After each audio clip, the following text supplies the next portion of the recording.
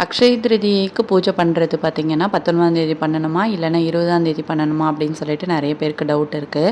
19ஆம் தேதி மதியானம் 1:30 மணிக்கு ஸ்டார்ட் ஆகி அடுத்த நாள் திங்கக்கிழமை 20ஆம் தேதி காலையில் 11:15 வரைக்கும் இருக்குது. தானம் பண்ணுறீங்க அப்படி இல்லைன்னா வழிபாடு செய்கிறீங்க அப்படின்னா 20ஆம் தேதி காலையில் 6 மணிலேருந்து 7:30 மணி வரைக்கும், அதுக்கப்புறமா 9:15லேருந்து 10:30 மணி வரைக்கும் நீங்கள் வந்து இந்த மாதிரி விஷயங்கள்லாம் பண்ணிக்கலாம்.